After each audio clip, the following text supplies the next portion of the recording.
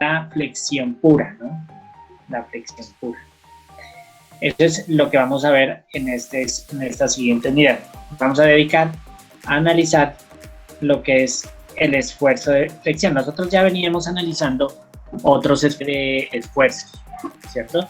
Ya habíamos visto lo que eran las cargas axiales, ¿no? Aquí, como este dibujo, las cargas axiales como esta, ¿cierto? Que causan unos esfuerzos normales, ¿no? Está aquí el esfuerzo normal. Esto causa una distribución sobre un área, y esa distribución sobre un área pues es un esfuerzo, ¿no? Es un esfuerzo normal. Entonces, una carga axial pues me causa un esfuerzo normal, eso ya lo vimos. Y una carga, un torsor, un torque, una carga que me hace girar aquí en como se ve aquí en este diagrama, ¿cierto? Esfuerzo cortante, exactamente, ¿cierto? Entonces, hasta aquí hemos analizado estas dos cosas. Ahora vamos a hablar de esfuerzos y de momentos y de flexión, ¿cierto? Entonces, primero veamos que aquí lo que vamos a analizar son los esfuerzos y las deformaciones en elementos prismáticos sujeto el elemento, que es un elemento prismático. ¿Qué son elementos prismáticos? Pues elementos prismáticos, ¿no? Son elementos como este que vemos aquí, el cual tiene un plano que lo divide. Puede ser un plano en este sentido o puede ser un plano en este sentido, que lo divide, ¿cierto? Y que hace que mis dos elementos que quedan sean simétricos, ¿sí? Entonces, digamos, yo puedo tener una división aquí, ¿cierto? Y yo tendré una parte simétrica por acá y otra parte simétrica por acá, si este plano está en el centro, ¿sí? Así como este plano divide y me crea una parte simétrica por este costado y otra por este costado, ¿sí?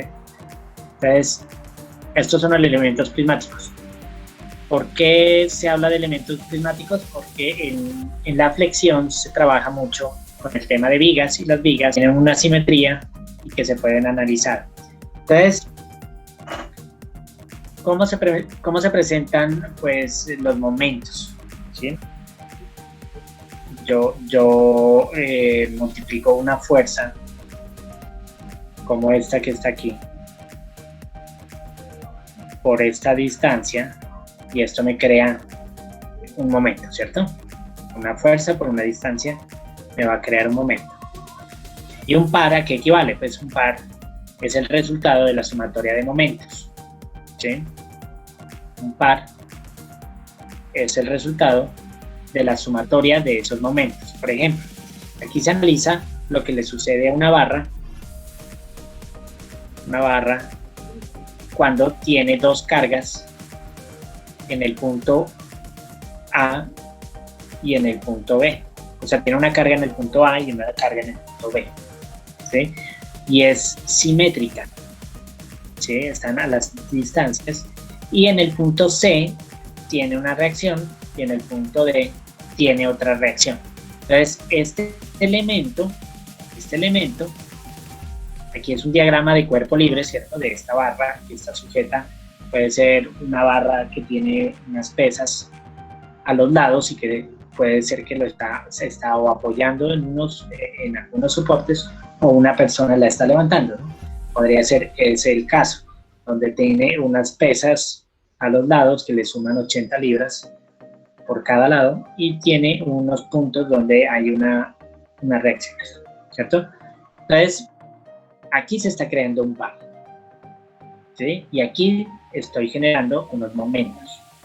Entonces, acordémonos que lo que vamos a hacer va a ser el análisis, ¿cierto?, de elementos prismáticos, o sea, simétricos, que siguen una trayectoria o un plano. Por ejemplo, este es un elemento prismático que sigue un plano, ¿sí?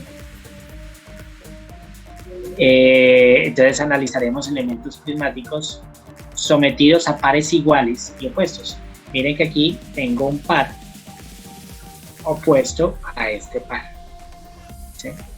Opuesto a este par, ¿sí? Y que actúan dentro del mismo plano, ¿sí? Están actuando de esos lados.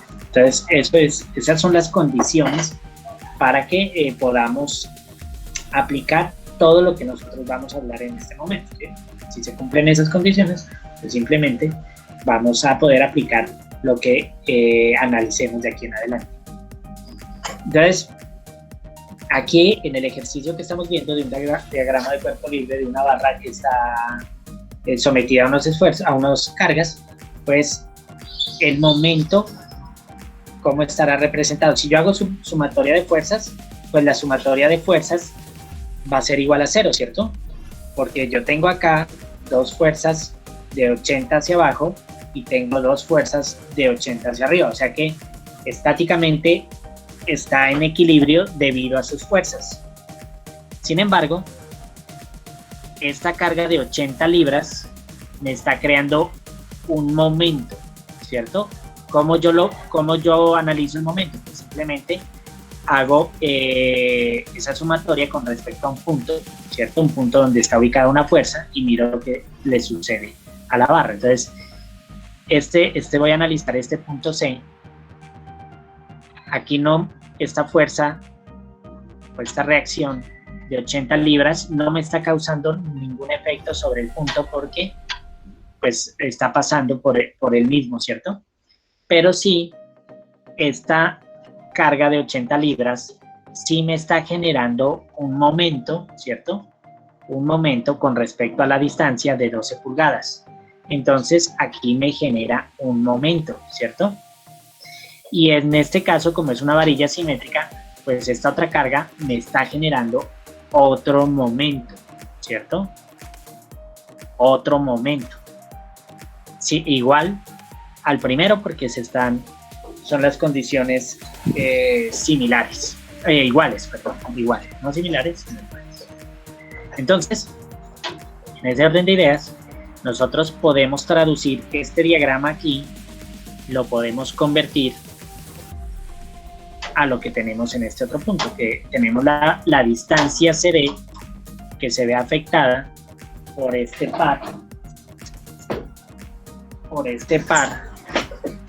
momento, perdón. Y al yo tener dos momentos iguales y opuestos, pues estoy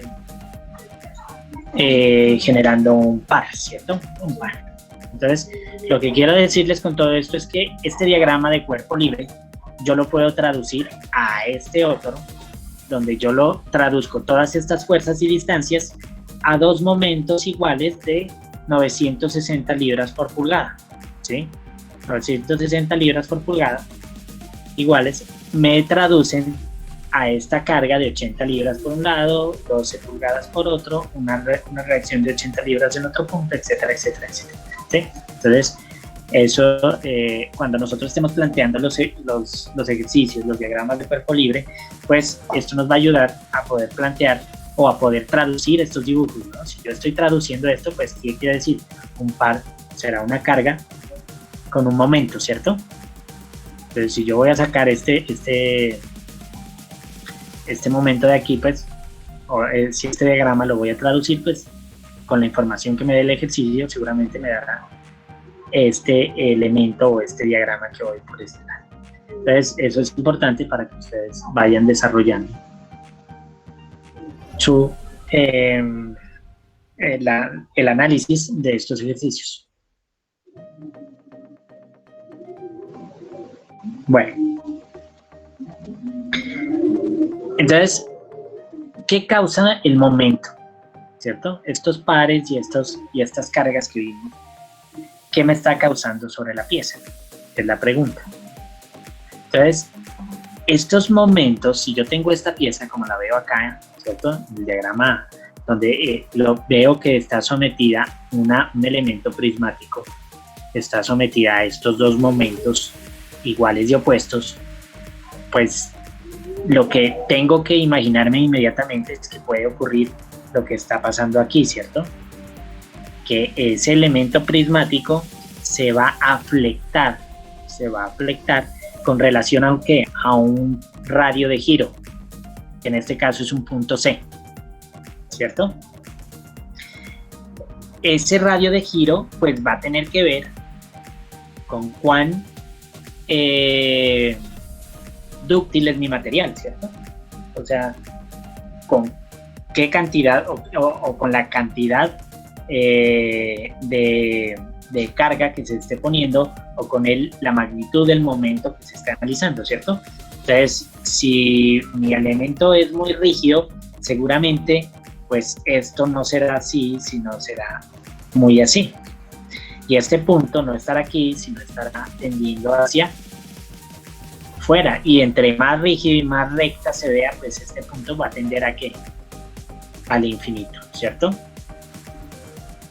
Ahora, si mi material es muy dúctil, o mi carga es muy grande, o mi momento es muy fuerte, pues entonces este punto de fuga, o sea, el punto de giro de esa curvatura, ¿sí? Se va a ir acercando y pues será más pronunciado tal vez. Entonces eso es lo que más o menos nosotros como ingenieros debemos analizar que puede ocurrir cuando un elemento está sometido a un par de momentos, o sea, cuando tenemos un esfuerzo de flexión.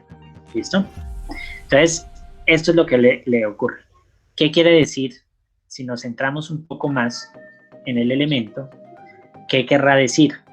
Pues que si yo me analizo, si yo hago una cuadrícula sobre el elemento, ¿cierto? Y ocurre esa flexión, pues voy a tener aquí que todos estos elementos, todos estos cuadritos van a estar sometidos a ¿qué? O sea, todas las moléculas de esta superficie interior se estarán sometidas a ¿qué? Compresión, ¿cierto? A una compresión. Y todas estas moléculas que están acá, sobre esta superficie, de esta parte, se verán sometidas a ¿qué? A un esfuerzo de tensión, ¿cierto? A un esfuerzo de tensión. Porque todos mis elementos, en este punto, pues yo veo aquí, ¿cierto? Que tienden a irse para este lado y veamos acá, tienden a venir así, ¿cierto? Y en el costado de afuera tienden a irse para este lado, ¿cierto? Entonces yo tendré que tengo que tener la capacidad de analizar esa parte, ¿cierto? Esto es visto desde un plano de simetría longitudinal, ¿no? Vertical longitudinal, o sea, lo estoy viendo de lado. Si yo lo estuviera viendo desde arriba, si yo me traslado y veo aquí desde este punto, ¿cierto? Seguramente entonces me aparecerá esta vista de acá, ¿sí? Y ahí pues, ¿qué voy a ver? Pues simplemente voy a ver una simetría de mis elementos, ¿sí? Una simetría de mis elementos. Sí, hasta ahí digamos que es factible, que hasta ahí van entendiendo. ¿Se imagina lo que sucede?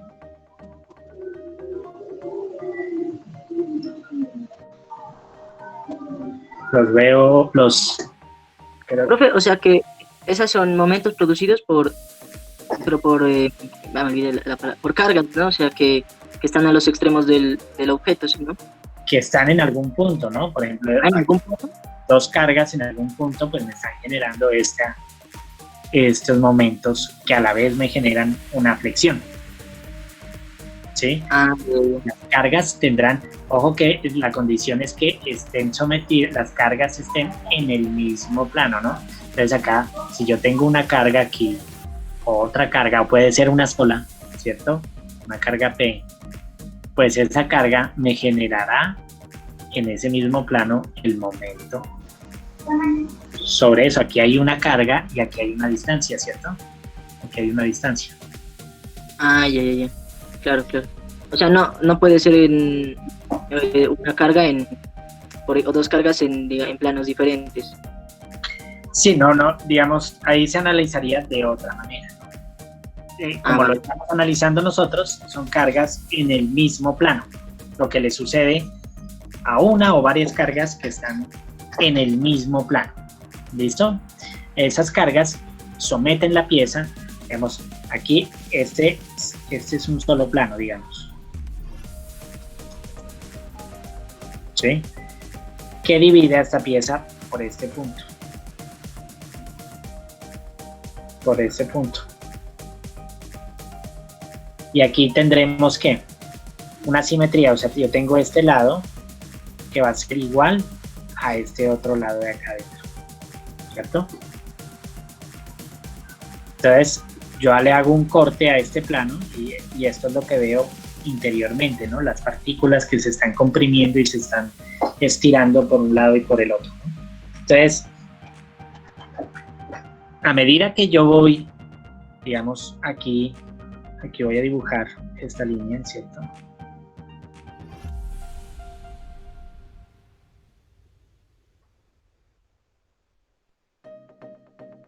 Entonces, aquí mis piezas o mi longitud de este costado de acá estará bien comprimida, estará en su máxima compresión, ¿cierto?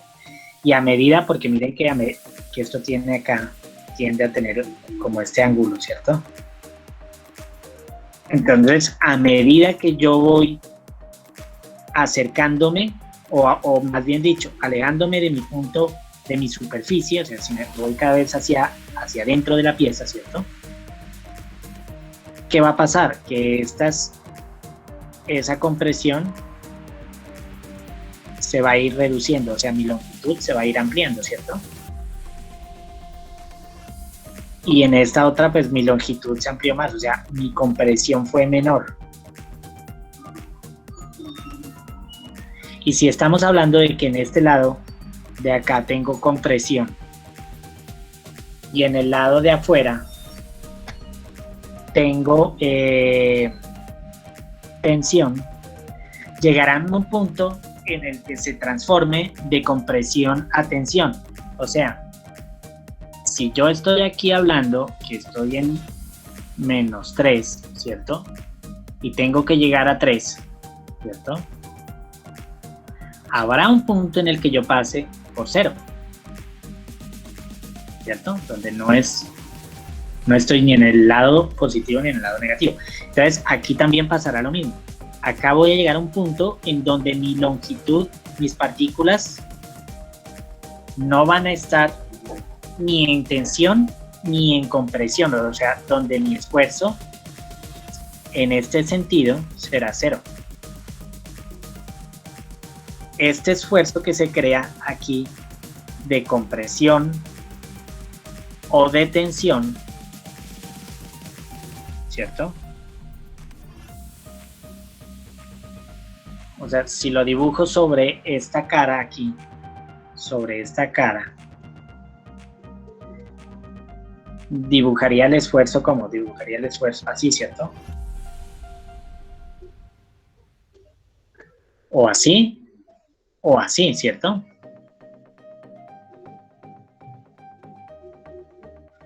¿Ese esfuerzo a qué equivale? Esfuerzos normales, ¿cierto? O sea que mi flexión, cuando yo aplico cargas y se me crean unos momentos, esos momentos me causan una flexión y esa flexión causa un esfuerzo normal también, ¿sí? Un esfuerzo normal, un esfuerzo de tensión y un esfuerzo de compresión, ¿cierto? ¿Dónde es la tensión? Del eje neutro, esto se denominará el eje neutro, por donde no hay tensión, donde no hay esfuerzo. Del eje neutro hacia arriba, ¿sí? Cuando mi Y es positiva, habrá ¿qué?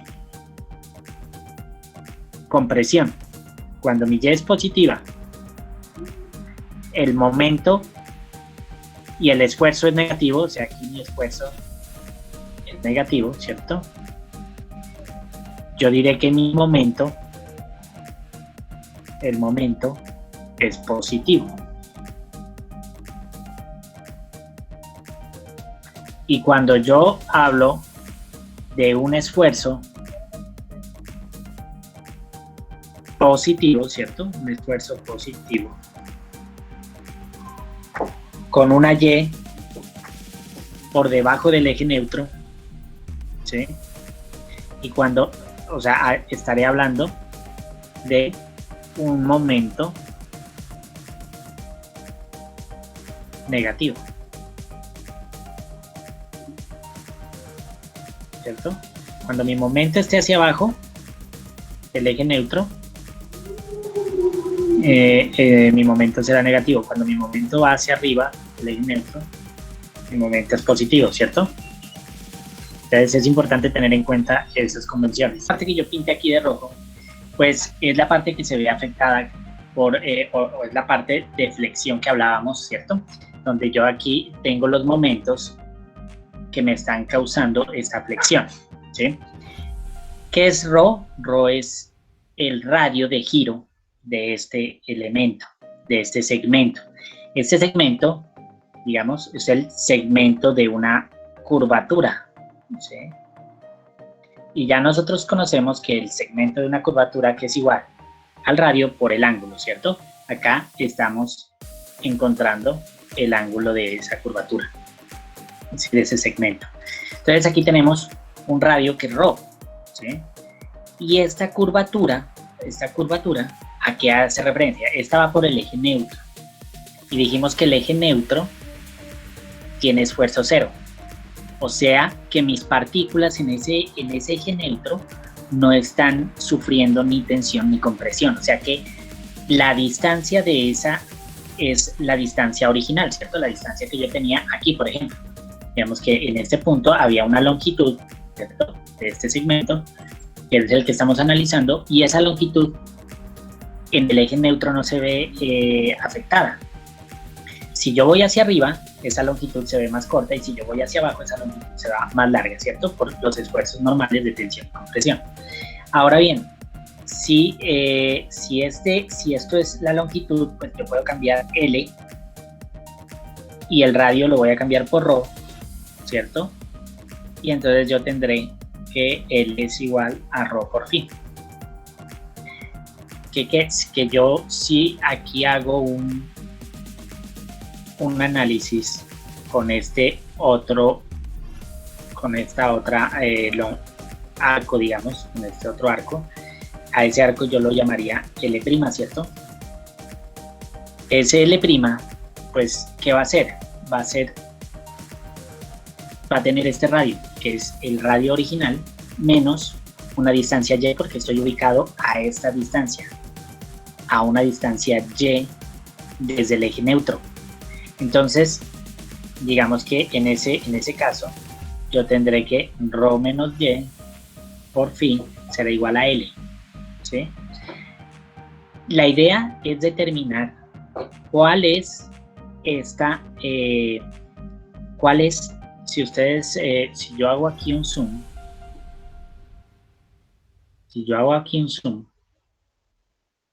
yo podría ver que a medida que voy avanzando en esta dirección, voy acortando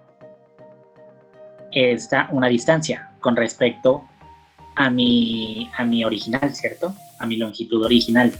A medida que voy subiendo, si yo analizara por acá, pues tendría una distancia diferente, ¿cierto? Con relación a mi longitud original. O sea que mi longitud original se ve afectada por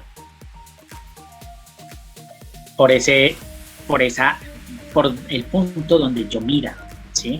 Por mi eje neutro.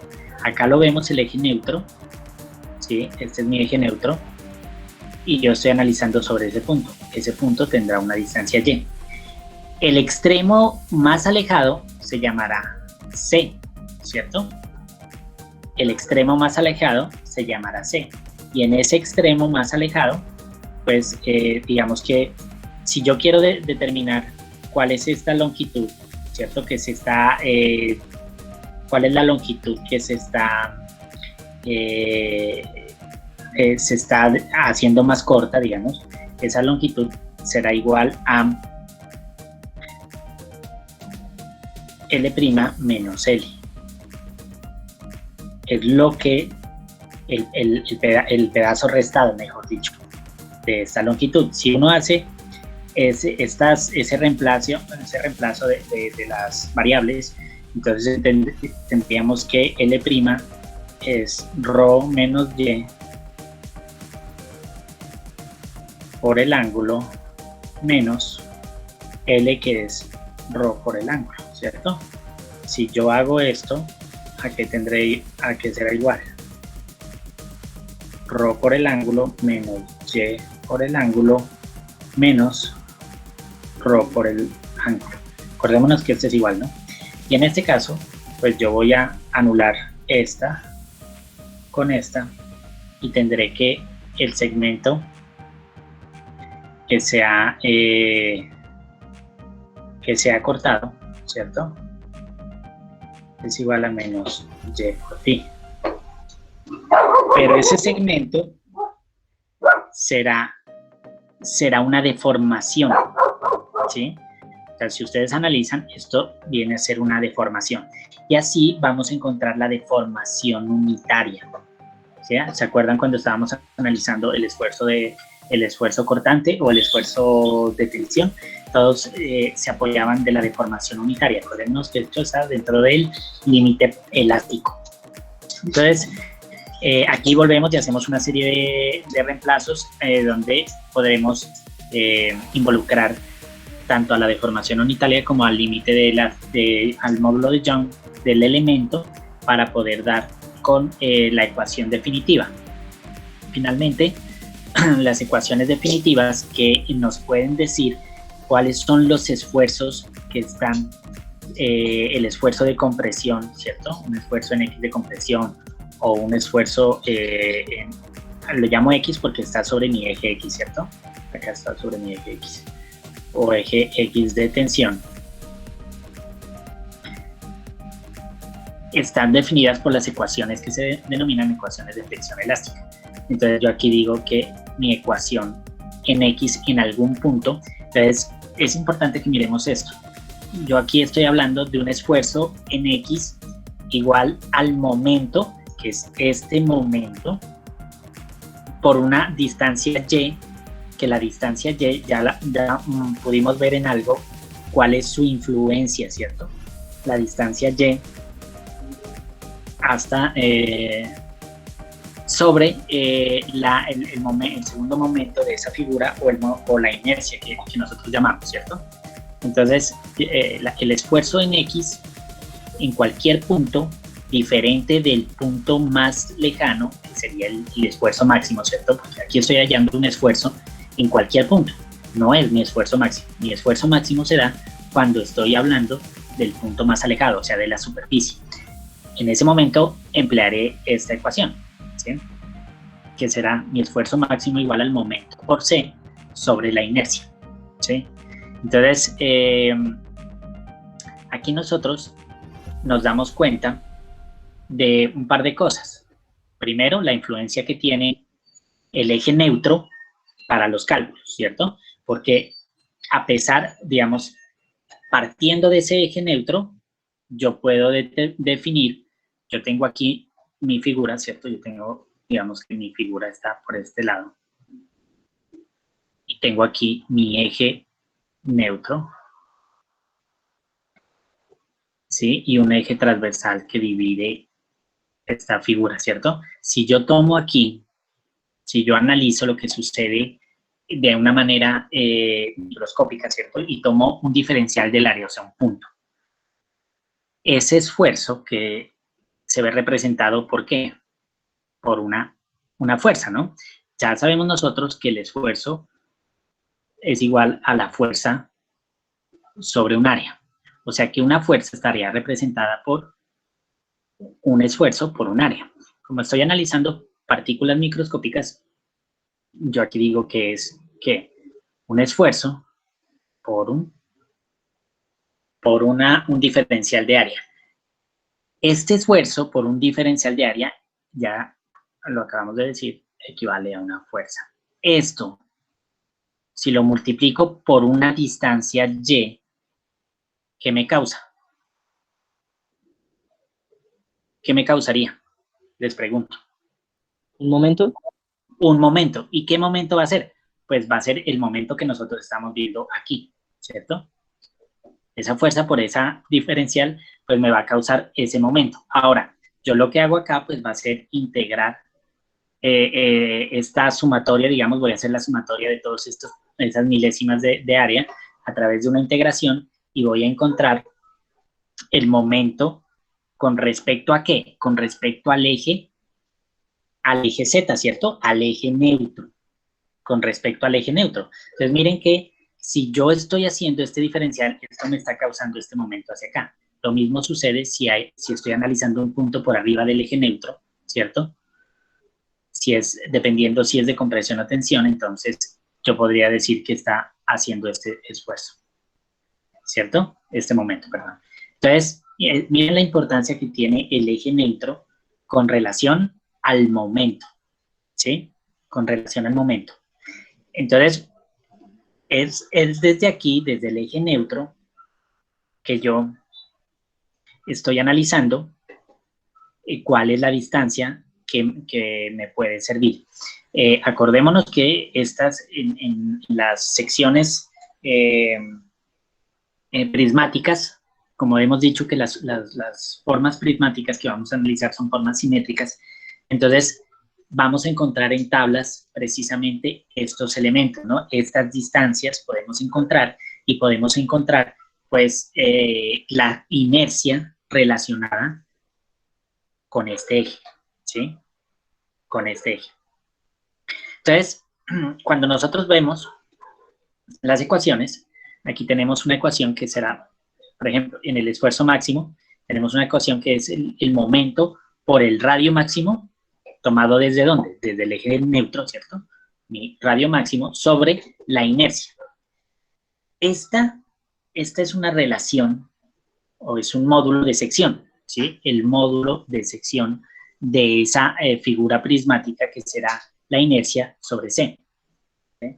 O sea que yo puedo decir que mi esfuerzo máximo será igual al momento dividido entre el módulo de sección de ese elemento. ¿Por qué hablamos de módulo? Porque muchos de los elementos que vamos a analizar acá son vigas comerciales, ¿cierto?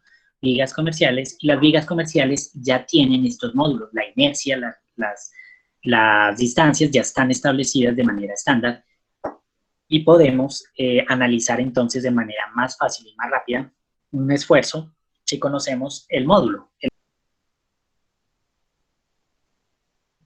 Listo. Entonces, por ejemplo, aquí, en esta página, en la página 755, dice apéndice propiedades de perfiles laminados de acero, unidades de sistema internacional, formas S. Esta es una viga S, formas normales estadounidenses, una viga S, ¿sí? Esta viga S pues tiene todas estas características estándares, donde está el área, la altura, el ancho, el espesor de la aleta, el espesor del alma, ¿sí? Y donde está mi eje neutro en X, ¿sí? Yo lo veo aquí, y mi eje en Y, ¿cierto?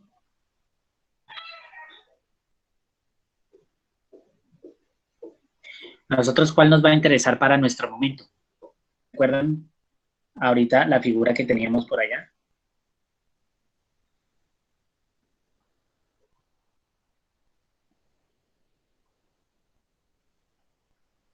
¿Dónde estaba nuestro momento? En X, ¿no? Entonces nuestro momento viene así. Ese es el que nos está causando la flexión de la viga, ¿no? Entonces, si aquí tenemos una viga, esta va a ser la viga en Y, ¿cierto? O el perfil que estamos analizando. Y el momento que nos va a interesar es el que causa esta flexión, o sea, que la viga se tuerza en estas condiciones. Y eso será el momento alrededor del eje X, neutro, ¿no? Entonces aquí ustedes ven el módulo con relación al eje X. También si la viga se analiza, se voltea, por ejemplo, si esta viga se acuesta y analizamos tomamos su base como si fuera la altura, pues ya no nos serviría el módulo en S, sino en X, sino en Y, ¿cierto? Eso depende de cómo nosotros estemos analizando. Pero en este caso, de acuerdo a lo que hemos hablado y a la vista que tenemos del desarrollo de los ejercicios, pues esa sería nuestra forma como analizaríamos esa deflexión de esa viga, ¿sí? Entonces, nosotros nos centraríamos en el módulo S, ¿sí? ¿Por qué es importante el módulo? ¿Por qué es importante el módulo? Porque si ustedes se fijan aquí, hay una relación directamente proporcional entre el momento, ¿cierto? O sea, a mayor momento, mayor esfuerzo. A mayor esfuerzo, mayor momento.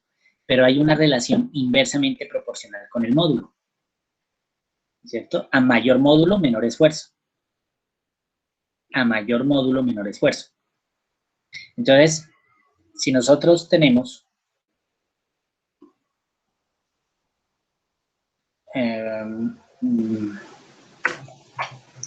si nosotros tenemos un elemento aquí, ¿cierto? De estas características, junto con otro elemento, cuya área, ¿cierto? Cuya área 1 y área 2 sean iguales, ¿cierto? ¿Cierto?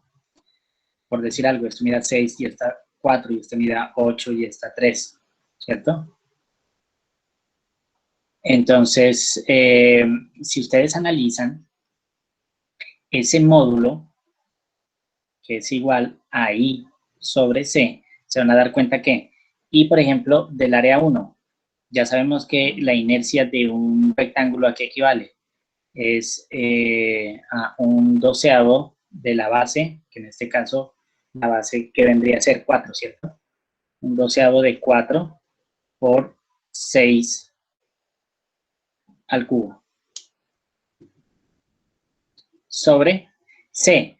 C es la distancia del eje neutro hacia mi punto más extremo. Entonces, para el centroide, para un rectángulo, pues estará dado en su mitad, ¿no? Entonces aquí digamos que es dividido entre 3.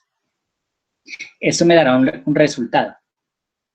Si yo hago lo mismo para el siguiente, que será un doceavo de la base que es 3 por la altura que es 8 al cubo sobre, aquí en este caso será 4, ¿cierto? Pues seguramente se darán cuenta que este módulo, el módulo 2, aunque tienen el mismo material, los dos elementos tienen la misma área, tienen el mismo material uno con el otro, el módulo 2 será mayor que el módulo 1, ¿sí? Este será mi módulo 2, mi módulo 1. Eso quiere decir que si yo tengo esta ecuación, sigma es igual al momento sobre el módulo, y yo tengo mayor módulo aquí, pues mi varilla, mi viga, va a poder soportar mayor esfuerzo, porque es inversamente proporcional, ¿cierto? A mayor módulo, menor esfuerzo. Entonces, entre mayor módulo tenga, pues va a soportar más. Es lo mismo que si ustedes colocaran una regla en este sentido, ¿cierto? Digamos que la colocaran con la parte de los números hacia abajo, y esto lo colocaran entre dos apoyos, y le colocaran una carga aquí, inmediatamente se va a afectar. Pero si la regla la paran, ¿cierto? O sea, la paran, la regla la paran, y colocan esa regla parada entre los dos apoyos, pues va a soportar más carga, ya no es tan fácil fritarla, ¿sí? Va a soportar mayor flexión. Eso es lo que sucede. Entonces,